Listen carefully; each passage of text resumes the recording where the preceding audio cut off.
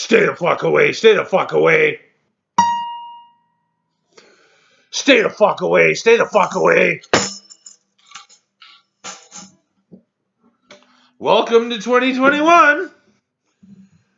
Well, a lot has been happening, so I'm counting on y'all to use some of your critical thinking abilities to extrapolate my meanings where possible. Got a lot to cover.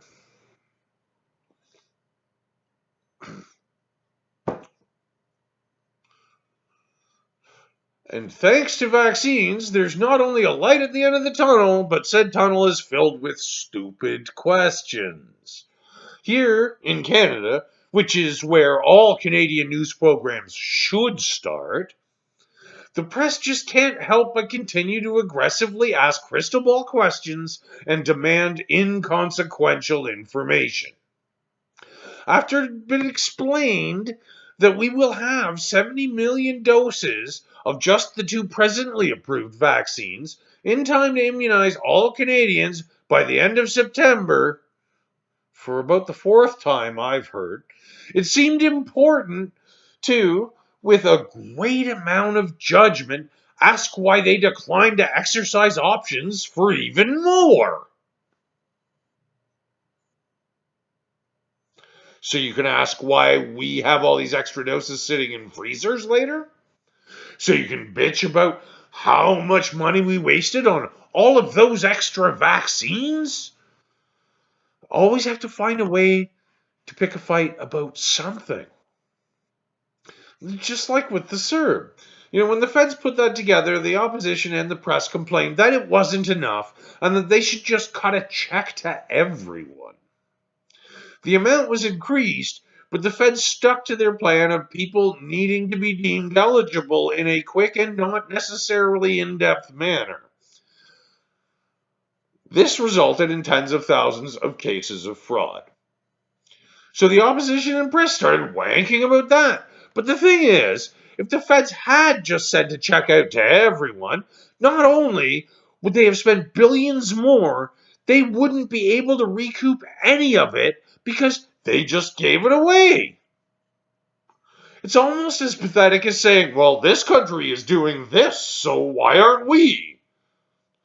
Well, what did you do when your kid said their friend has an iPad? Why don't I?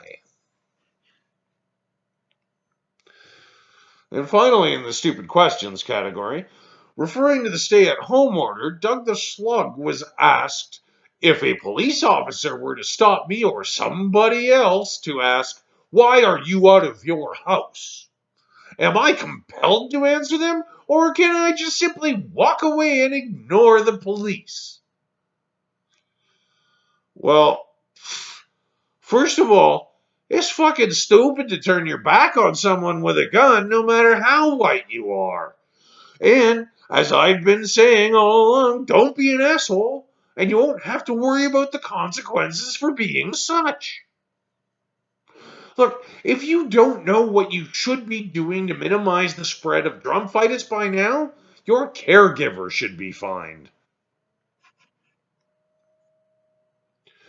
And speaking of stay-at-home orders and caregivers, there are more important things to do to stop the virus, such as maybe widespread testing, especially in the face of the new, more communicable variants, and the fact that people lie to the contact tracers.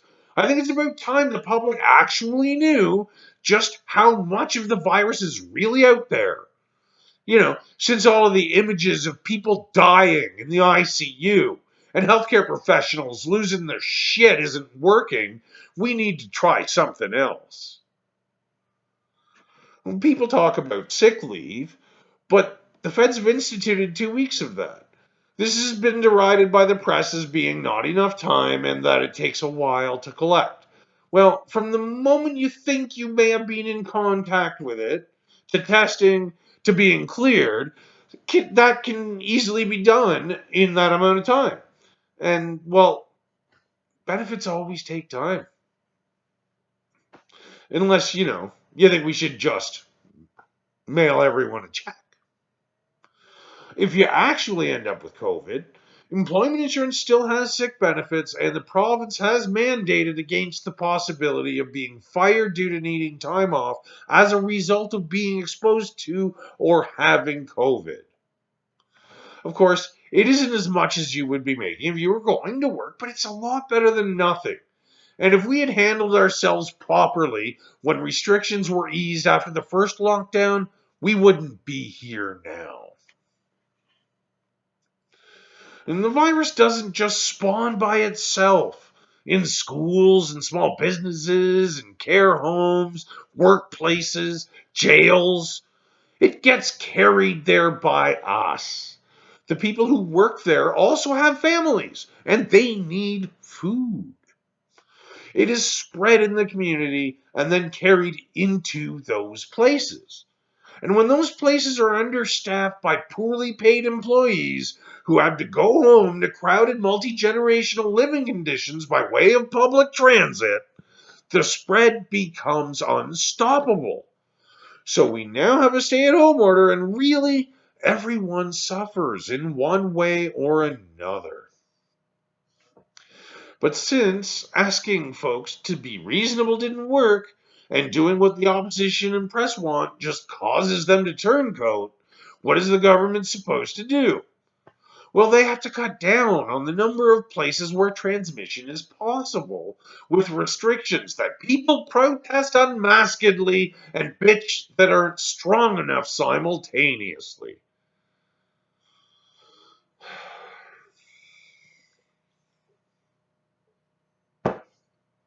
This seems like a good time to switch to travel. Without specifically knocking Rod's dick in the dirt, there's a few things that need to be pointed at.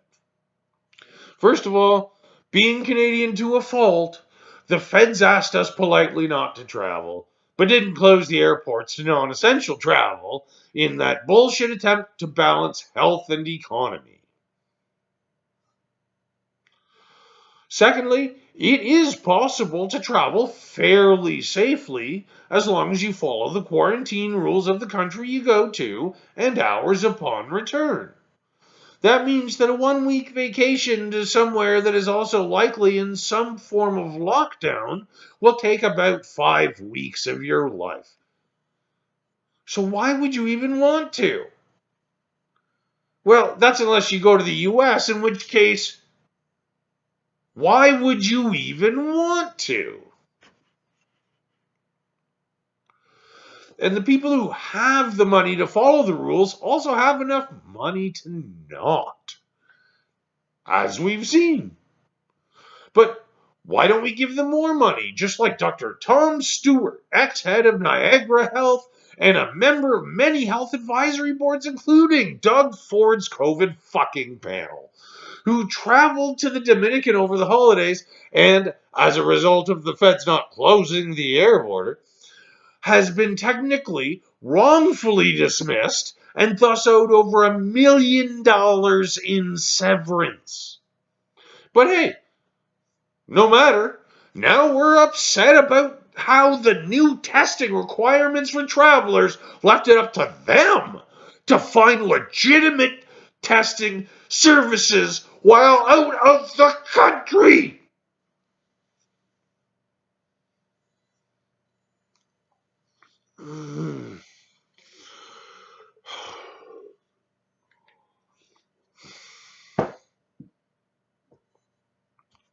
What in the fuck? Okay, yeah. So, give me another moment.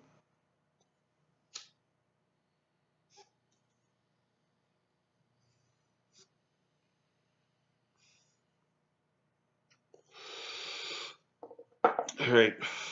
I can only do so much shaking of my head and my hands, so instead of the huge bit I had set up about the US, I plead with you, America. Hear this story.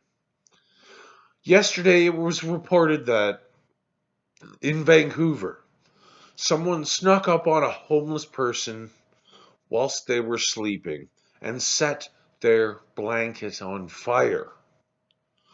Luckily, the homeless person woke up in time not to be engulfed in flames, but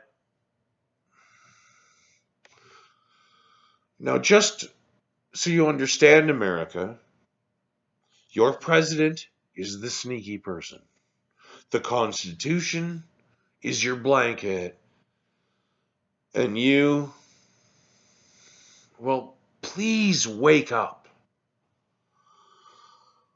Wear a mask, stay the fuck away from each other, and wash everything a lot